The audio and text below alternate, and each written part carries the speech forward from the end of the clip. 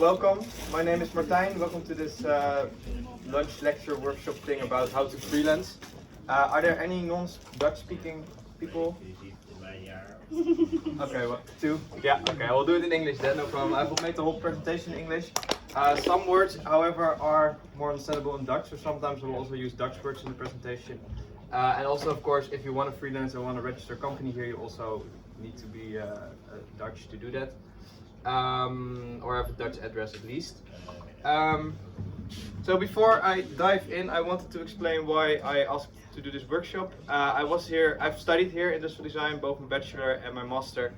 And I was at a networking event a few months ago, speaking about starting your own company, freelancing. And I came to the conclusion that a lot of people find it a bit hard, maybe a bit scary to do, and they want to do it, but they didn't really know how to. So I want to get really practical here about how you can start your own freelance, how you can get some money for the logo that you designed. This is not going to be one of those courses like Design Innovation Methods where you completely throw in all the business model canvas stuff and all those kind of things. This is just a really practical guide. After this workshop you can go to the KVK, register your company and make some money. Small introduction about myself. My name is Martijn. As mentioned, I've studied here bachelor and master. In the second year of my bachelor I found out that I really liked to do things my way. And that's also why I started my first company then. It was called Letje. It was like a branding thing. We made some logos, really simple, some websites, really simple. And after a few years we found out that we all wanted something else. So we stopped with that company. And then after my masters I founded a new company called Kickoff Lab together with Martijn. And that's where I now been working for around 2 years full time, or almost full time. And besides that I also have my own freelance company thing where I also do some side jobs. And currently I'm also there through that company, project manager at Glow. So I also try to do the Glow installations and build those. Of course, I think a lot of people think about starting your own business or freelancing. I'm not talking about, as mentioned here, selling your product or taking that startup route. It's just really as a side hustle. How can I make some money for logos, for websites that I make, maybe some video editing or stuff. And how can I do that right now next to my studies instead of maybe after the studies. And of course two big organizations that people know are the KVK and the Belastingdienst. And those are really important. But I made a small checklist of how we can get started. And before we are, if we want to get money for the logo that we are designing, let's take that as an example. We need to do first a few things. We need to go to the KVK to register our company, of course. Then we need to get that first client. Then we need to send an invoice, and then we also need to do some taxes. And then we get Mets tax. That's basically the steps, and I'm gonna go by them step by step, starting with the first one, going to the KVK. If you want to start your company, if you want to freelance, the first thing you need to do is make an appointment at the KVK to set up that company. And you need to fill in a lot of stuff, your name, address, that kind of thing. And you can fill that in on an online form and then go there and they will check it with you. And one of the first things that you are asked to do is what kind of, you get this selection, what kind of legal structure your company needs to be. And as mentioned, I will translate everything into English. So these are all the legal structures that you can choose from if you want to start your company, which is a whole list. And most of them we don't even need to care about. I think the private company, the BV, is the most known. Everybody knows the BV. Downside of the BV is that you actually need to hire a notary to, so it's more costs to start. You don't really want that. And also tax-wise, it's not that beneficial for you in the start. So don't worry about that. It's way too hard for now to start. An NV is actually a BV, but then with stocks it's even harder. So also don't care about that. Stichting, foundation, a lot of people of course know that. Foundations and also verenigingen, associations cannot really make a profit. So also if you want to freelance and get some money for that logo, not the best options for you because you of course want to get some income from it. The difference between the foundation and the association are that the foundation are a group of people working towards a shared goal, but they cannot make any profit from that. Of course, they can pay themselves if they are employee of the foundation, but the foundation on sich cannot make money. A foundation is people with the same goal, and an association, of course, I think Lucid is that as well. It's a group of people that are the same. For instance, football associations also are this type of legal structure. Then there's the private limited company, the CV. If you have a big investor that wants to invest a lot of money in you, then you can take this kind of structure. For your freelance stuff, also not interesting, so we're not going to care about that. And then there are really three that are important if you want to freelance as a side hustle, which is the VOF, the maatschap, or the eenmanszaak. The commercial partnership, public partnership, or the sole proprietorship. I'm going to mispronounce this word a few times, okay? Just bear with me.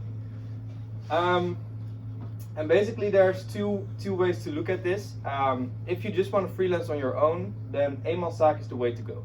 It's called the sole proprietorship, eenmanszaak. Sometimes it's known under the ZZP, which is basically this structure, but then without any personnel.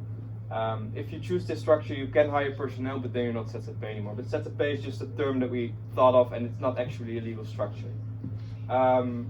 If there are questions, by the way, just ask them. If I'm going too fast, also say it. I will slow down.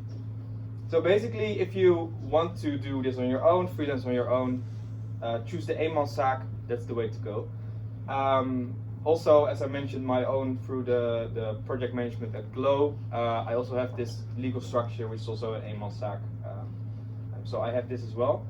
And then if you want to work together with some more people, which is more fun, of course, to do, then you could choose the VOF or the maatschap. So Kickoff Lab, my main company, is also a VOF because I do that together with somebody else. The difference between these two, they're also really close, but the difference is that if you choose a commercial partnership, you are actually a few people working together under the same umbrella of a company. So I'm working together with my co-founder Martijn, and we're working for the same company. It's basically just a normal company structure. If you choose a maatschap or the public partnership, those are most of the time people with the same profession, but they work individually. So lawyers are most of the times a maatschap, or dentists. They do their own stuff, but under the same name. So I think most of the times you want to choose the VOF if you want to really work together with people, but if you just want to work on your own but under the same umbrella name, then choose a maatschap. These are the main choices if you want to start your freelance business thing. And again, if you multiple people, choose one of these. If you're on your own, choose one of this. The biggest difference between all these kind of legal structures is who is actually the legal entity, and this is important also later on if you go look at taxes. The main thing is within the VOF, the maatschap and the eenmanszaak, those are cheaper to set up because you don't need to go to a notary and pay €100 to sign a contract. But it also means that you are the legal entity, which also means that if something goes wrong, you are liable yourself, which is a really important thing to know. If you choose to have a BV or for instance stichting, then the stichting or the BV is the legal entity, which means that if a company, you own a company, you have a large sum of money, the BV actually needs to pay that and not you as a person, so you're not personally responsible. In some cases you can be, but most of the times it's the BV. Yes? Can you later change your legal structure? Yeah, definitely. And that's actually really interesting, like timeline. Most of the people choose to become a VOF first. That's what our idea is, because you also have a lot of tax benefits with that. And then later go to a BV, which is better. And also, if you make less money, then the VOF is cheaper, because otherwise you need to pay all the extra money for accountants and for notaries, and the VOF is just everything that you own is for you. But the biggest difference is then legal entity, so you just need to know that here you are still the legal entity, and you are responsible for everything in the company.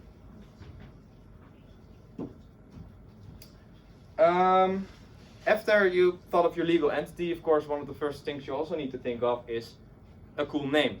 So as I mentioned, that first company that I came up with in my second year, it was like a branding agency, but we used it for a lot of things. We called it Letje, because at IDG we used a lot of LEDs. And we thought it was funny to make a mispronunciation on that and put a T in there instead of a D, which turned out was not really a good idea because a lot of people spelled it with a D. So that's also one of my main tips for you. Don't put a spelling error in your name. Don't do that. It's not good. We stopped this after a few years, and this was also a VOF. Then the next one is Kickoff Lab. I'm currently working there, and this is also an interesting one because if you choose the VOF, you actually name your, it's called samenwerkingsverband. You name the VOF something, so we called it Dekker Hoekstra, just our back names VOF. That's actually what the KVK said is easiest, and most people do. And then you can choose trade names. So we chose Kickoff Lab, and just for fun, we also added Bada Bing Bada Boom. So I can legally put Bada Bing Bada Boom on my invoice. And you can just have endless amounts of trade names, but just one samenwerkingsverband VOF name. Some other things you also need to do, of course. This is my other company, which is the eenmanszaak, and it turns out Martijn Dekker is a really common name, so I tried really a lot of different names with my name, but a lot was already taken, and the old KVK system can only handle 2 search terms, so I had a list of interesting names, but they all weren't allowed according to the KVK, so I ended up with the really creative name, Martijn Dekker Management. I just use this for the Glow side hustle thing, but it's an interesting one. Then the next one of the other things that also the KVK wants is the UBO, not UFO, but UBO, which is the ultimate beneficial owner. And they actually want to know in your company who is the person that actually receives the money. For the simple freelance business that we are building is really simple. That's you, of course. But you can imagine in larger company structures, BV's, in other stuff, it can get really complex. They actually want to know who in the end gets the money. So it's the ultimate beneficial owner. You just need to fill out a small form with your name on it, saying that you are that person. Is that one person, or can it be can be multiple? People Yeah. So it's I think it's about who gets the most. So for instance, with Kickoff Lab, I have one co-founder, so we're both 50-50. So we are both UBO. Another thing, of course, that you need to have is an address, which is also really interesting because if you have a business address, maybe you have an office or something, then you can put in that, but you need to have the rent contract. You need to send that to the KVK because you need to verify it, and otherwise you need to put your home address in there. And important to note is that your home address will then actually be in the KVK, so people can search it, which is also why it's in there. So if you are doing business and something goes wrong, it's actually so people can come to your house and know that you are actually there. So it's for you really nice if you are working with another company because they have actually an address there, but also the other way around, your address will be in the KVK. So that's just something to take into account. Yeah. How do they verify your home address? I think they send a letter or something. I don't really remember how they do it, but they need to verify it. Yeah. Or I think they can even just ask it to the municipality and they will something like that. Okay, that's everything you need for the KVK. They ask sometimes for how much you think you're gonna make, and that's just I think 5K or something. But these are the most interesting things that you need to register to the KVK. So you can just go to the website, fill in the online form, make an appointment there. And I think it costs around 60 euros or something to register a company. And that's it, then you're done. Then you have your own company. Yeah. When they ask how much you think you're gonna make, is it more beneficial to say a lower number or a higher number? I don't really know. It's more for the Belastingdienst to check as well, because the KVK will send all your gegevens, all your stuff to the Belastingdienst. So it's better to just randomly think of something. I remember with Letje, the first company that we sat there, I thought like, yeah, maybe €1,000, maybe 2 logos or something. And the guy said, yeah, wait, that's way too low. So he just added a 0 and put in that. It doesn't really matter if they don't come and get you if you don't get that target or something. It's just for the Belastingdienst to know how much you need. Also, the KVK will then send your stuff to the Belastingdienst, so you get one of the blue letters. You will get a BTW number in there and just some general information about that they have your that they also register your company. Yeah. In addition to the question you asked, if you put a too low number, they won't give you a BTW ID.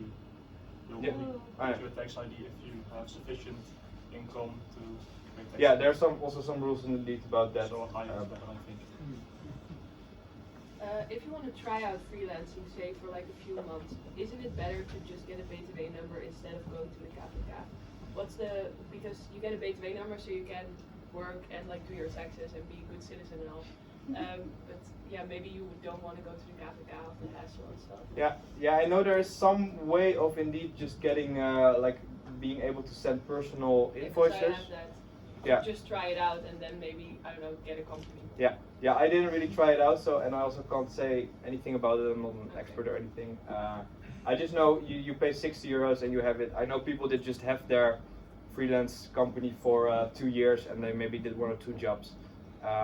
But in our profession, it's really easy if you are that kind of person to sometimes just take random jobs. So it is possible indeed through your way. I don't really know what the benefits would be or are. Okay. Also, if you want more client, then the KVK registration is of course more beneficial because they can search you up and look and see that you're actually registered. That's your first step, KVK registered.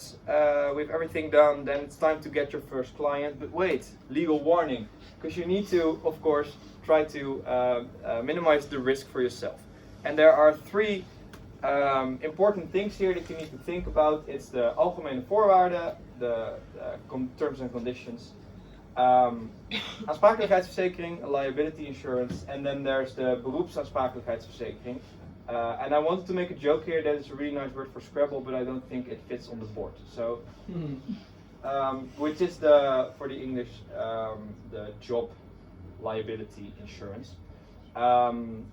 Just to come totally clear, I don't have this with my companies. I should have, but I don't, because it's just expensive. Start with the first one, terms and conditions. Just go online, Google, and find some terms and conditions of other companies, and you can just copy that. Whenever you do business with somebody, you put in your invoice or in your quotation that if they want to do business, they need to accept this. And most of the times you put in stuff like this in here, like you get 3 revisions, or if stuff doesn't work out, then I still get my money, or for instance, this logo, you cannot change the logo that I make or the website that I make because it's my own stuff. There, as mentioned, there are places where you can buy it, but you can also find it for free on the internet. Just find one that suits you, that does what you want. But just make sure you have one, because it's actually that you can fall back on it if there are some problems there. Yeah. Where do you put it?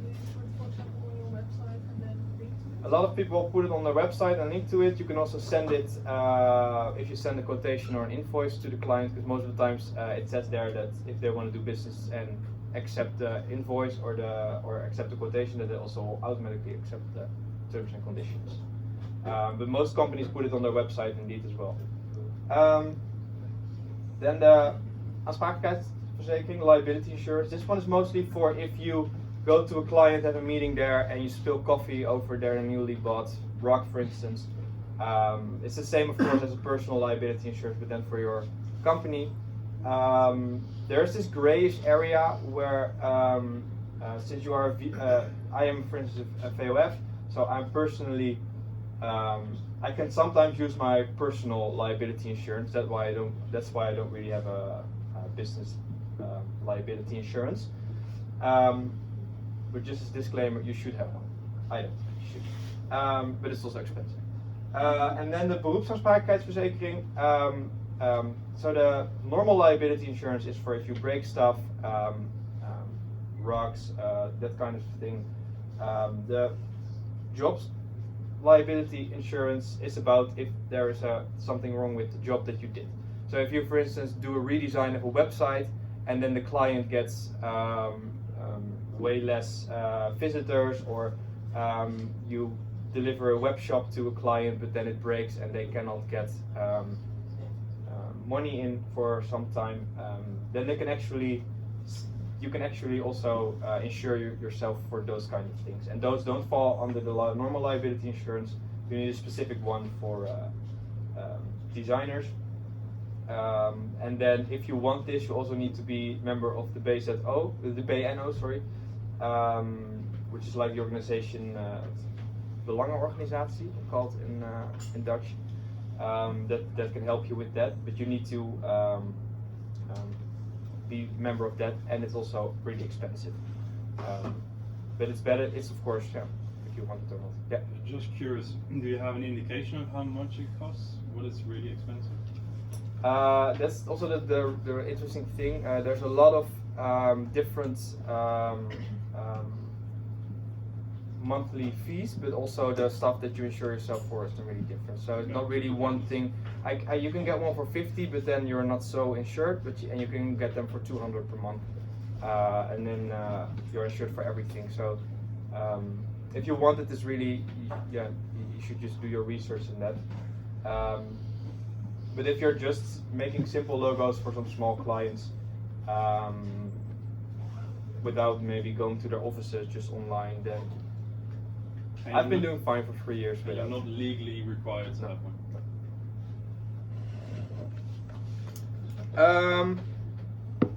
Then of course you want to get that first client in.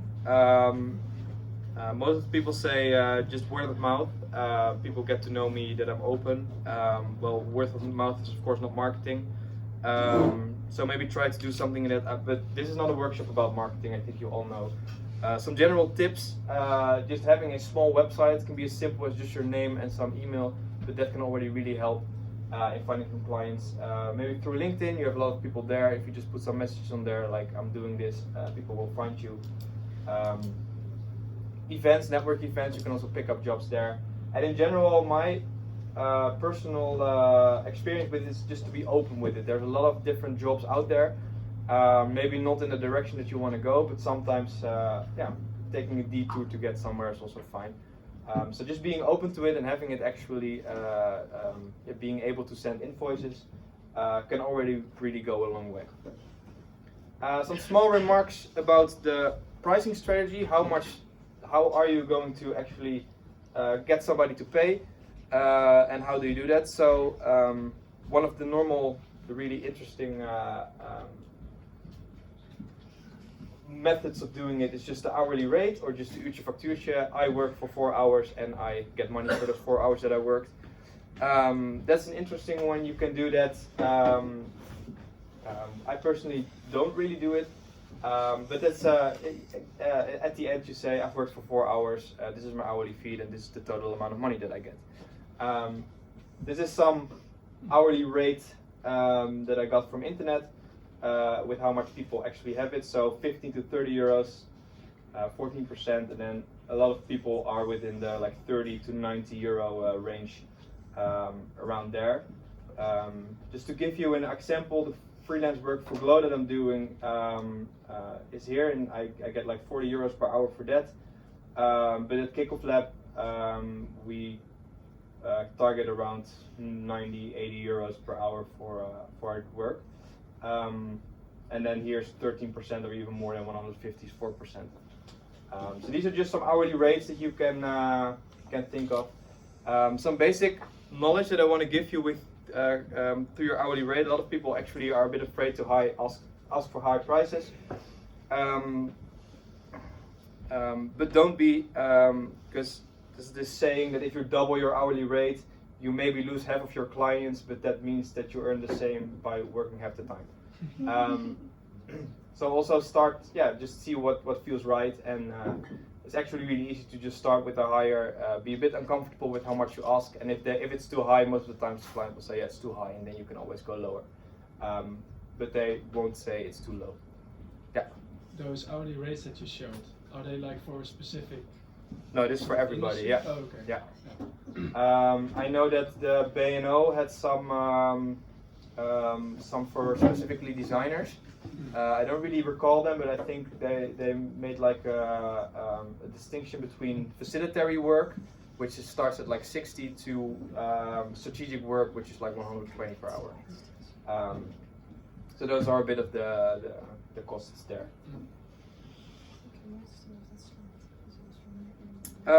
Another way to price your work is to price per deliverable. So, for instance, the logo, if I worked 4 hours on it, I can ask per hour. So maybe I earn 50 euros per hour, or I want to get that. So then the logo is 200 euros. But I can also say I just price 200 euros per logo, per deliverable.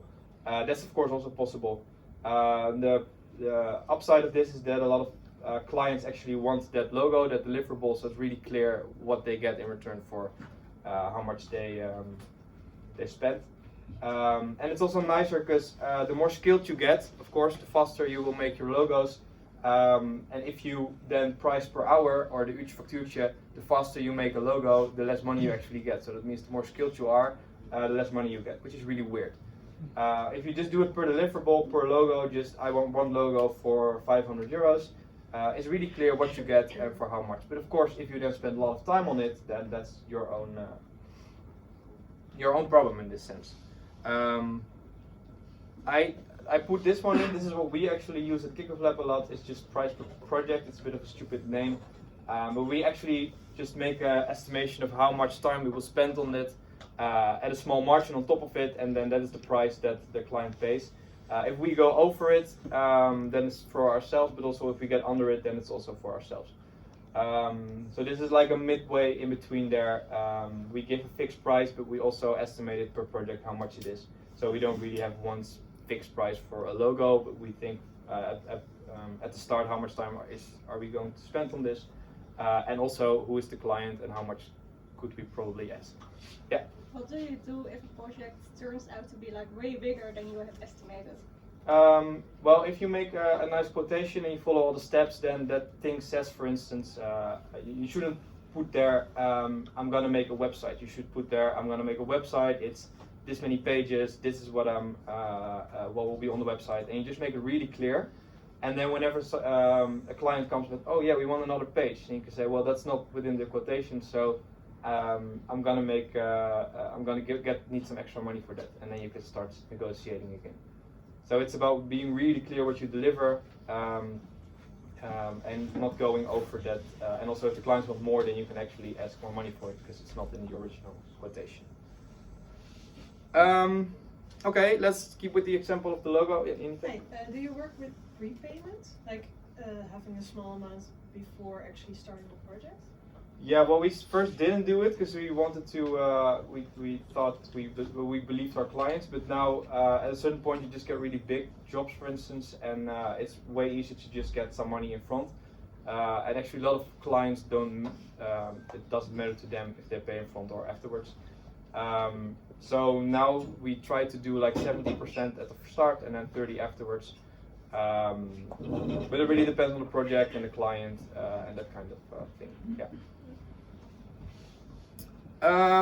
So let's keep on with the example of the logo. You now made your logo. You said I want 500 euros for it. You found your client. The next step for that 500 euros is the BTW. Dun, dun, dun, dun. So I just made a simple calculation here, but I think a lot of people know how BTW works. In the Netherlands, it's 21%. So your logo, you price it at 500, but you're a company, you actually need to put BTW on that because you need to give that to the Belastingdienst. So the final price that you put on your quotation or your invoice will be 605 euros because of that 105 euros. But the fun thing with businesses is businesses, of course, don't need to pay BTW. So what the client actually pays, they transfer 605 euros to you, to your bank account. But they can ask the BTW that they paid for, they can ask it back from the Belastingdienst, so they, in theory, only pay the 500 euros. And the same with you, you get 605 euros on your bank account, but you then need to pay that 105 euros back to the Belastingdienst. That's basically how BTW works, really simple. I put a small star here, asterisk. Some clients don't cannot ask their BTW back. Just most of the commercial clients can. But if you, for instance, have a foundation, they cannot ask it back. And then they need to pay the full 605 euros because you need to pay that 105 euros to the belastings.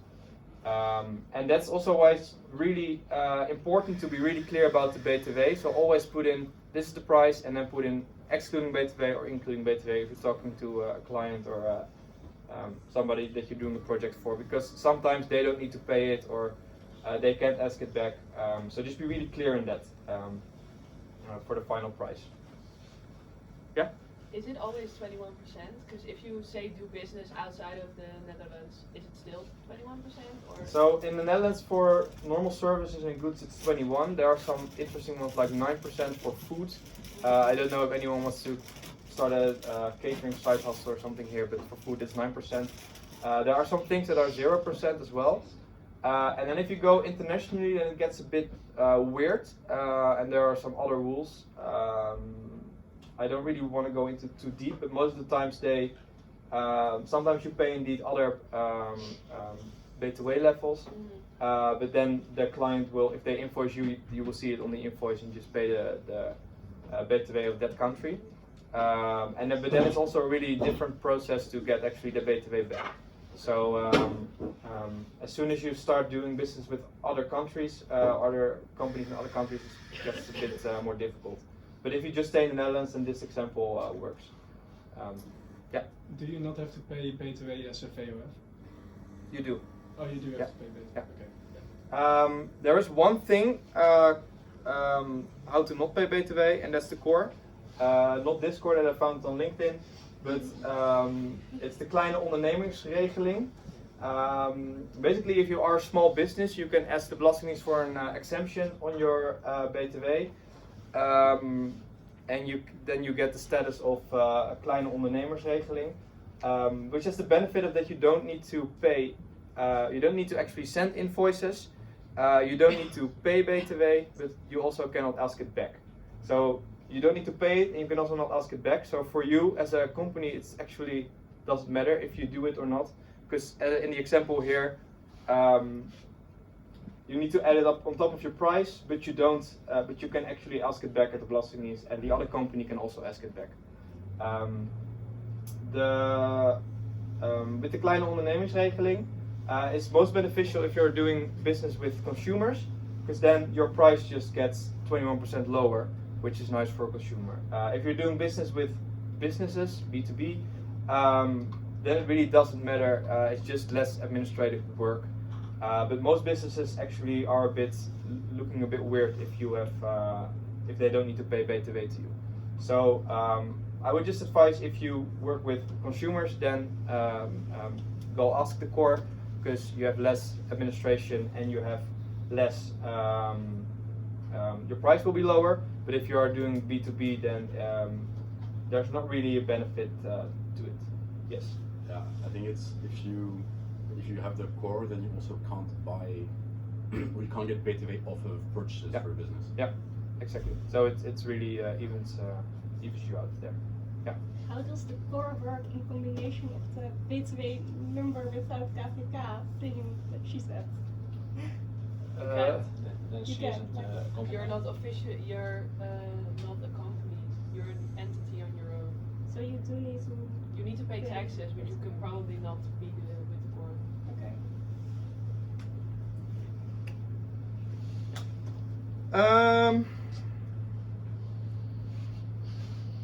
And then we have the BTW, we have the complete price. So I have that logo, 500 euros, I added my BTW, 105 euros. And now I want to have a legal document that says that I actually am going to do the work with the client, and that I will do the work, which is called, there's a document for that called a quotation, offerte in Dutch. Interestingly enough, there are a few rules to make it legally binding.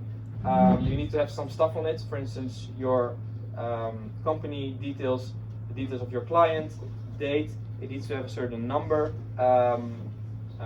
which I will come back to at the invoices. You need to have a small description of what you're going to do. your price, of course, how long your quotation will be available. So most of the times it's like 30 days, and after that it expires and they need to ask a new price. It's just so that a year after date, the company cannot say, oh, I still want the logo, because of course maybe your prices have changed then. Maybe indeed the aanbetaling, the money that you get before.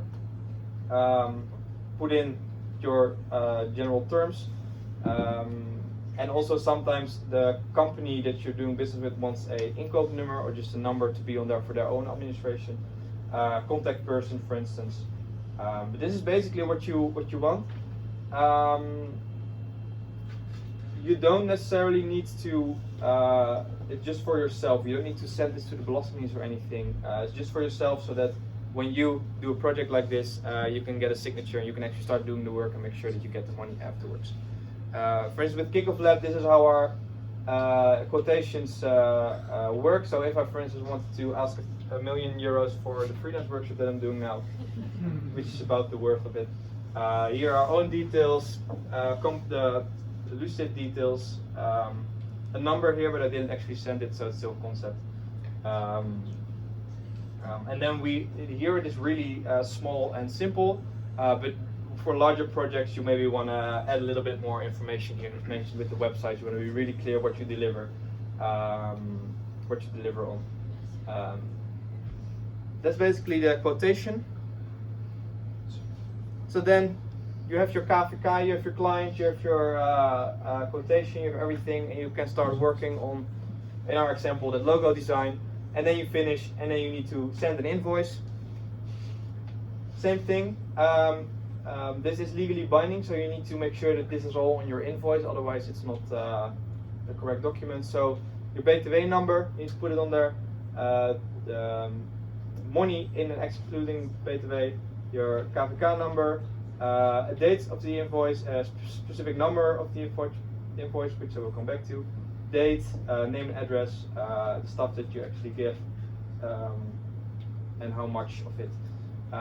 Just go on the website, do some Googling. There are lists of what this list can be found really easily. This is from the KVK, but the Belastingdienst also has it. So again, for that same workshop, this is what our invoice looks like with our own details, Lucid details. The number would come here, but again, I didn't send it. And if I did send it, then it's still in there. I cannot really remove it, because then Lucid also has seen it. So, of course, you can just try to do it, but officially you're not allowed to. And we have this really high-tech QR code used for payment. So I just need an email, and then I can send it to you. Some note about the invoice numbers. They need to be corresponding in like order. So we use this format. We put an F in front of it, so we know it's for a factuur. Then we put in the date, the year, because it's easy for us. And then we just put a number in. And we started counting at a random number, just so people don't know how much invoices that we actually sent. You can also start counting by one, but we started at a random number. So then, for instance, the next invoice that I sent will be 52 and 53. That's how it works. You can also just start at 1, 2, 3, 4, and then the next one will be 1, 2, 3, 4, 1, 2, 3, 5, or 1, 2, 3, 6. Again, you need to put it, the next one needs to be the next number. So if you put in the year and then just a 1 behind it, then after your 9th invoice, you will need to go to 20230, which then fucks up your whole yearly number. But just be aware of that, it needs to be in order. Same with quotations, they also need to be in order, but they cannot be the exact number, they cannot be the same number that is on your invoice. So you cannot really link them together, and most of the times you send a lot more quotations and then some come back approved. So those numbers will not line up, so don't try to line them up.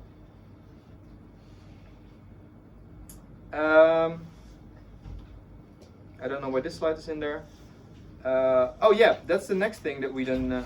Wait, did I? Oh yeah. So indeed, put on the BTW on there. Don't forget to put the BTW on there.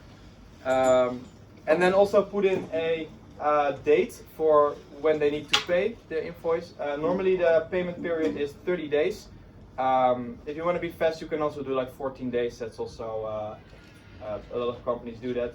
Some companies actually say that they need 60 days to pay, but that's illegal for them to ask. So if you put on 30 days, then it should be fine. And then great, they pay you. I would advise to just get your own company bank account. For eenmanszaak and VOF, you can also use your own personal bank account, but then the business expenses and everything gets mixed up with your personal ones, so you need to be really clear in your administration. But like for €5 per month, or sometimes even for cheaper or for free, you can just get a bank account somewhere and put it on there. And then it's really clear how much money you actually got. And how much you earned. So, steps.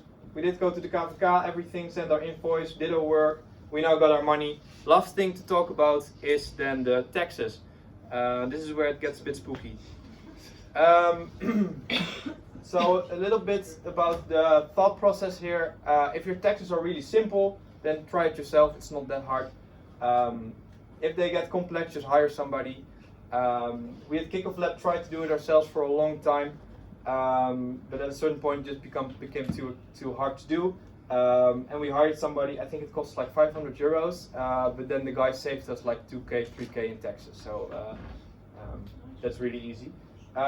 With simple, I mean that you only maybe send invoices, maybe occasionally buy some stuff, but you don't buy any big materials on your, you don't buy new laptops for your business, for instance, or maybe even money outside of do business with companies in other countries. If you keep it simple, it's a bit of a line that you need to decide for yourself, but if you keep it simple, then you can just try it for yourself. And otherwise, if it becomes a bit more complex, I would just hire somebody, because it's way better. For the simple one, I will explain how that works. There are two types of tax that you need to know. It's the BTW, which we already talked about, omzetbelasting it's called, and you also have the income tax, or the inkomstenbelasting. First with the omzetbelasting, it depends a little bit on what the belasting thinks of you. As mentioned, if you're a really small company, put in a low number, then it might be a bit different. But normally you get a letter if you make your company at KVK, and then it says that 4 times per year you need to do your BTW-aangifte. Sometimes they say only once, but most of the times they say 4. It's called BTW-aangifte or just belastingaangifte. And that is to pay or to get back the BTW that you put up on your quotation or your invoice. This is how that form looks. So you do it, so if you have January, February, March, then in April you do the BTW-aangifte over the first 3 months. So we are now in October, and we now need to do the BTW-aangifte of September, August and July. You get this type of form. It's still a bit old. I think for eenmanszaak it's a bit more modern. But this is all that you need to fill in. A lot of this is also you don't need to worry about. So let's go back to our example. You made the logo, sent the invoice, you did everything. The invoice date of the invoice date of your invoice for that logo was in this example maybe say the 28th of September. So it's now October, so I need to do my omzetbelasting. So I will put that in. Well, what I first put in here is leveringdiensten belast met hoog tarief. That's just 21%. That's where most of your stuff happens. So this is omzet. How much did I make? 500. Simple. How much is then the BTW on that? It's 105. I got that 605 on my account. So I have the omzet 500 and the omzetbelasting 105. I didn't sell any foods or something with low, so that can be 0. 0% BTW also didn't do 0. Privégebruik is if you use your company laptop personally, also don't need to put it in 0. Niet belast 0, so you can all just put in zeros there. If you have something with outside companies, then it's this. If you just do business with companies inside of the Netherlands, you can also put zeros here. And same here, also just zeros. So if you just do this invoice thing and you make some money, it's just the first column, the first row that you need to be aware of. The rest is just zeros. Again, when you maybe do a business with a German company, for instance, then this becomes interesting. But until that point, just the first one is what you want. And then it just says below here, well, you need to pay us 105 euros, because that's actually the BTW that you put on top of your 500 euros. And then they give you a bank account to transfer that that's how easy your BTW aangifte is, or can be. Maybe instead of a logo, you made a prototype or something for somebody, and you bought an Arduino to go in there. Then, of course, you pay BTW to that company where you bought the Arduino from, and since you're a company, you can ask that BTW back. So, in this example, you put it in here. So I also made a small example there. So for instance, or poster, I put in poster here. I buy a poster, that's €60.50. So I want to calculate the BTW on that, so I do it times 21%, right? No, big mistake, you don't. You divide it by 1,21. So the normal price excluding BTW is 50, and then the total BTW on that product is €10.50. Then that €10.50 you can put in here, but this is a very old system. It doesn't allow numbers behind the comma, so you need to round it up in your favor. So I put in €11, bam, made 50 cents, great. Then that €11 gets subtracted from the total amount that you put in there. So in the end, I pay €49 to the Belastingdienst this quarter. That's basically it.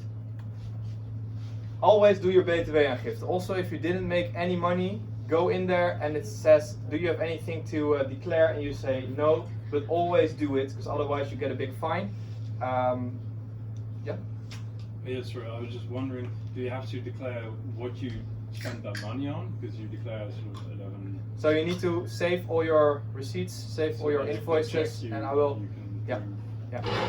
And also the really fun part, maybe sometimes you did buy some posters, but you did not send the invoice yet to a company. So then you can actually get a positive number there, and you just get money back from the Belastingdienst. So that's an easy. But it also works the other way around. So like if you send an invoice for 10,000 euros, but you didn't get paid, you have to pay the BTW already. Yeah. So you also want to make sure that you time it correctly. And most of the times I don't send big invoices at like the last month, because then indeed I don't know for sure if I get the money before I need to pay the BTW. Fun story here, the first time I set up my Letje company, we forgot to do the BTW aangifte, and you actually get a letter. First you get a fine of €60, which is not that great. But they also try to calculate how much BTW you need to pay. And since we didn't do anything, they just thought, and this doesn't, it's not corresponding to the money that I put in at the KVK. They just think new companies, he needs to pay maybe 10k of BTW. So I got a bill, hi, can you pay us 10k? So that was really scary. But then you give us a call, and then somebody says, oh wait, no problem, just fill it in correctly, and you just need to pay the fine. But just always do your BTW aangifte. I've heard stories of people that set up a company at the 31st of December. You still need to do BTW aangifte over that year. Otherwise you get fined. So always do it. And you will get letters for where you need to do it and how you need to do it. This is a really small Excel sheet for keeping your administration that I made for my girlfriend and her freelance business. In terms of what you need to gather, always save your quotations for at least 7 years. Save your invoices for at least 7 years. Any receipts, invoices for stuff that you paid for at least 7 years. Also, if you stop the company, keep it for at least 7 years, because that's what you need to do. And then for every year, I made a small Excel document saying what quartile it's in, so she knows how much she needs. And then invoice date, a date, some clients, excluding the total BTW, maybe a status thing, and then I made a small, you know how Excel works, a table that just says how much you actually need to pay. Really simple, and this is as simple as it can be. For Kickoff Lab, we use Moneybird, which is an online platform that you can use to do your administration, which works really great. And if you just keep it to sending 3 invoices per month, then it's even free. But otherwise it's 12 euros or 14 euros per month. And if you have some bigger aspirations, then it's really worth it to start doing that. Otherwise, this will just suffice. Just make sure you also save all the invoices that you send and all the stuff that you buy, the receipts from that. Then the last thing is the inkomstenbelasting once per year over all your income. It's most of the time in like April or May of the next year. And that is 37.5%. So of all the income that you've made, you need to deliver 37.5% to the government, which is fun. I don't want to go too deep into this. There are some after posts that you can get. So the first year of Kickoff Lab, in theory or in practice, we made like my personal share was like 20k, but then through our accountant, he got really creative, and there are a lot of stuff that you can actually subtract from that. Well, not illegal, of course, but for instance, you can like subtract 3k for just being on your own, being zelfstandige. You can get I think also 3k or something. Don't know the real amounts for just for being a starter. So in the end, my income was only 3k on paper, and I needed to pay taxes on that 3k. So in general, I just want to say on this topic, if you earn more than 10k, go and hire an accountant, because then it gets really complicated, and accountants, of course, as I mentioned, are really cool.